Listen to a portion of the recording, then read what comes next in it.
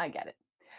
All right, we're going to move on. So the next one that popped up in that week was Therapeutic Thursday. And so this is titled Don't Overwhelm Yourself for Therapeutic Thursday. So Jess McCracken is now our blogger on Thursdays and Fridays. And so this message on this particular Thursday was really geared towards survivors and caregivers and anybody else actually that follows our page. But we're just going to look at the quote for a second. Okay. And it says, don't overwhelm yourself. Just do what you can do right now, Diane Bishop. Practice focusing on what truly matters and letting go of what does not. Use your frustrations to motivate you rather than to annoy you, Karen Anderson. You are in control of your focus and how you choose to allocate your energy today. And this is such a great quote. Like, I should have this on a post-it note around my house. I should. So she says, Jess says, this advice is perfect and just don't overwhelm yourself, period.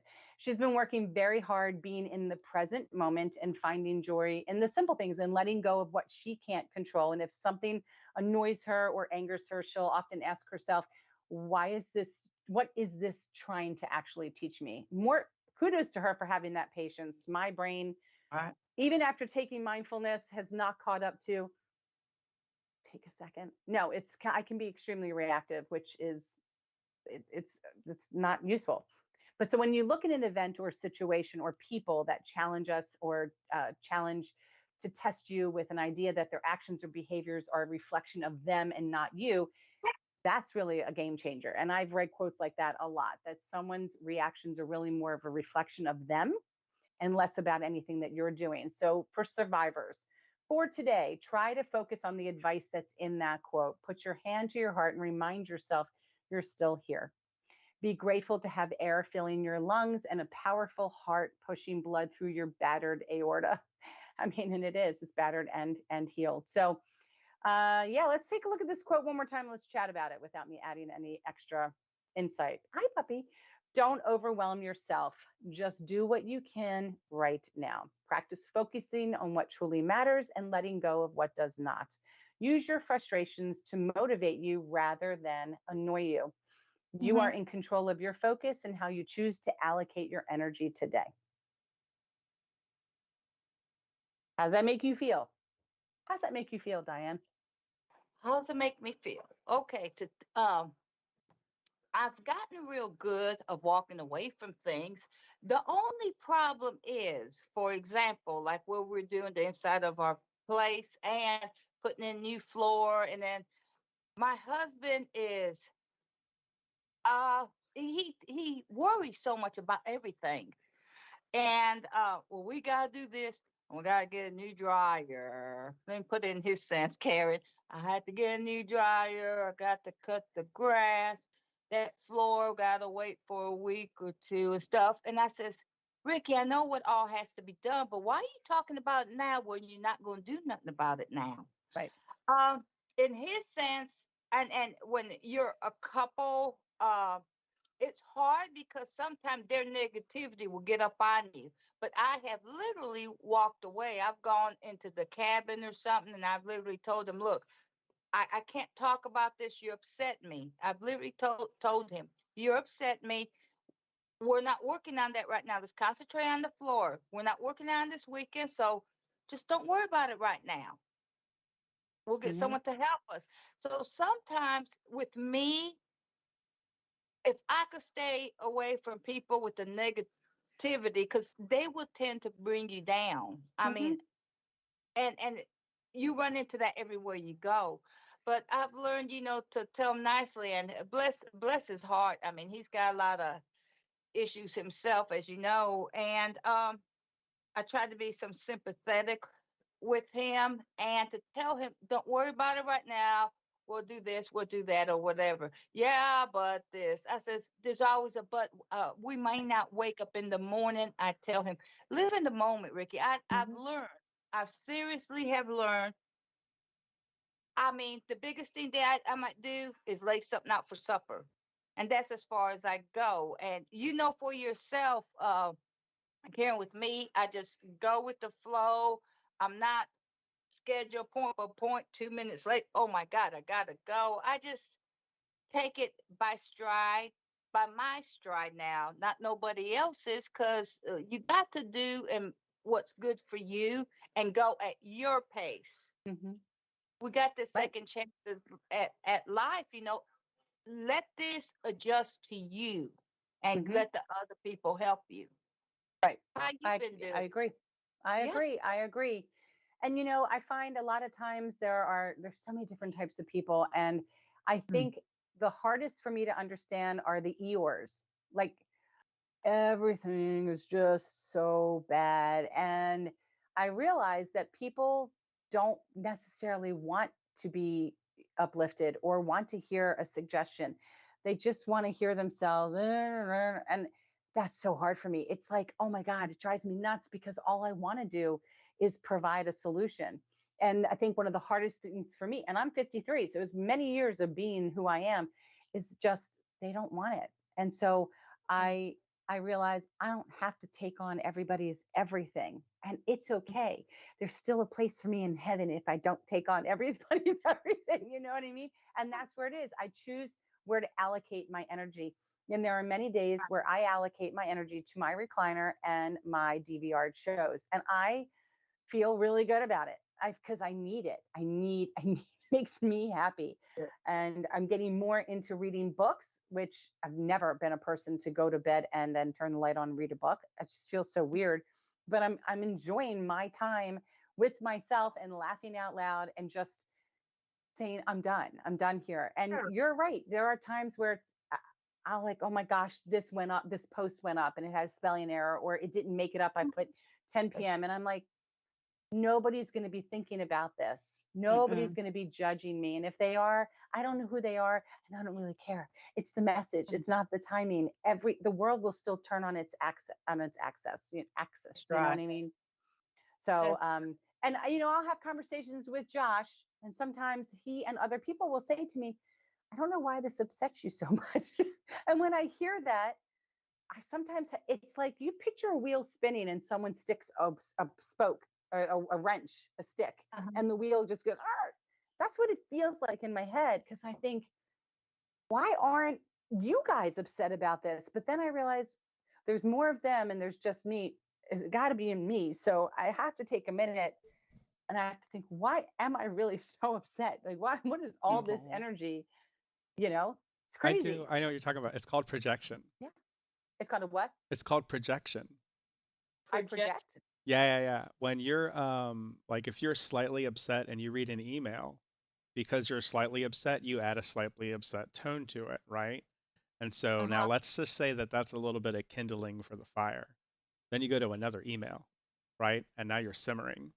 And you've added that simmering to this next email, okay?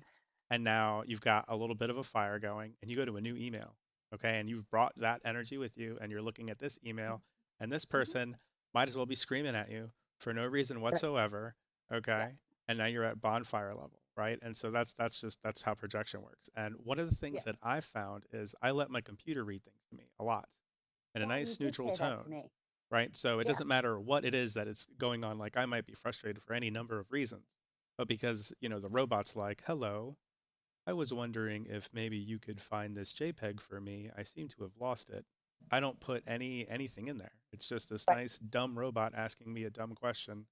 And Uh-huh. and I don't attribute that to my clients. I'm just like, yeah, okay, let me see what I can do to help. Hmm.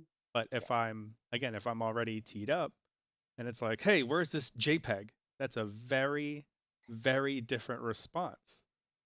Yeah. Mm-hmm.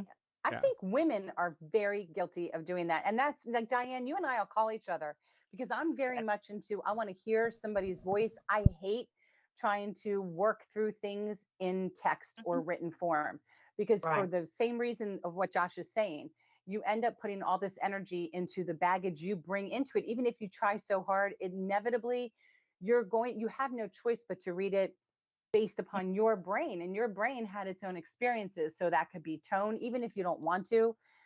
You just read it that way. So I Right. prefer to pick up the phone. I'd much rather hear somebody's voice than me guess what it says. Yes. But I think we're all can be guilty. But I do think it's more amongst women that we tend to add a lot more emotion into what we read.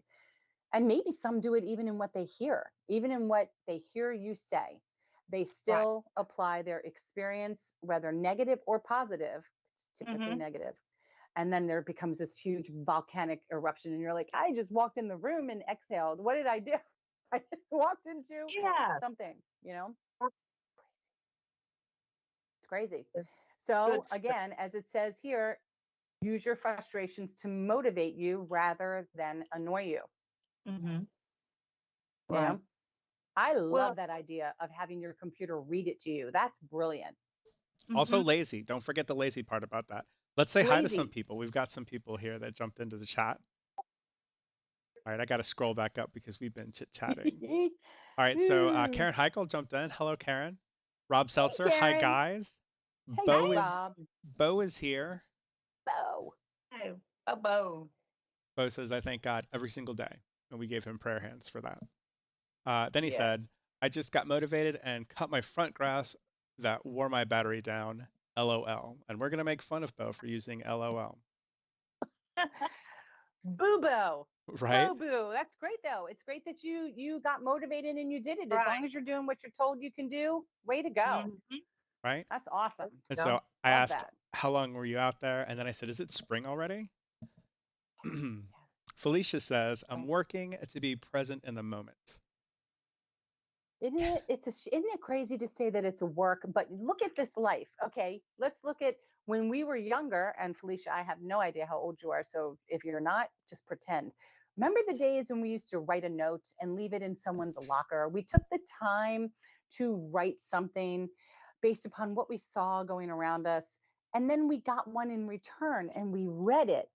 This is like instantaneous text message, chats, this chats. There's no time to just be in that moment.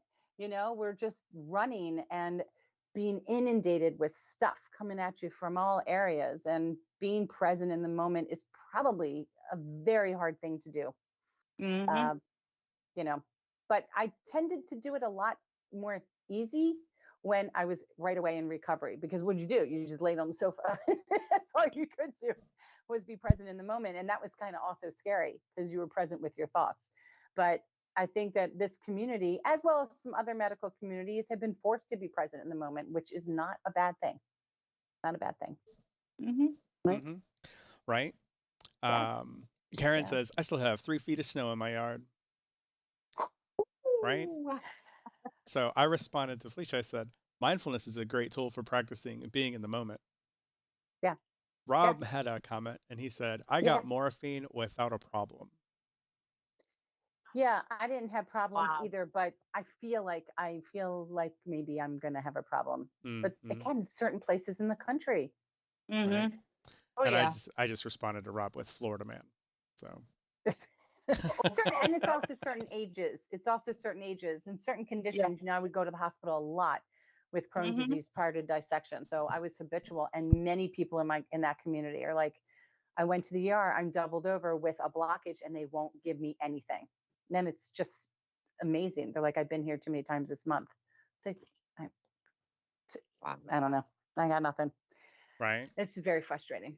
All right. So I was like, you know, right, Karen Snow, you know, she's got 3 feet up there. Felicia said she's been looking for a mindfulness program. And I said, we have a community member who teaches mindfulness. And then I grabbed that link for her. That's mindfulnesskeen.org/events. And you can see how that rolls out. And then you can reach out to Tom at Tom Basserier at mindfulness.com.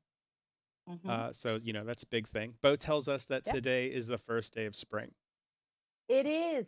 It is. And we actually put up a post with a couple contests. Is it really? Because he just said nope. And then he did the LOL thing at me again. Well, it's just not, it's nope because maybe it's not in his weather, but technically it is. And we have a contest on Facebook and on Instagram that ties into subscribing to our YouTube channel. And so the first 10 that are new subscribers to our YouTube channel are receiving a prize. We're working out those details with Josh after here. But yeah, it's the first day of spring. I'll tell you what, it's like 50 some degrees here and sunny, not a cloud in the sky. I'll take it. Beautiful. Right on. Right on. So Rob tells us that tomorrow is his first anniversary. Well, happy anniversary to you. Big applause there. As they say across the pond, big ups, Rob, big ups. All right. That's So awesome. he's currently sitting in the dentist waiting room. We'll have to sign off in a few minutes. You have fun with that. You have a good time. That's one place I hate going, the dentist. He also clarified you need to have a pain level over 6 to get morphine. To get medication? To get morphine. Wow. Again, Interesting. Florida man.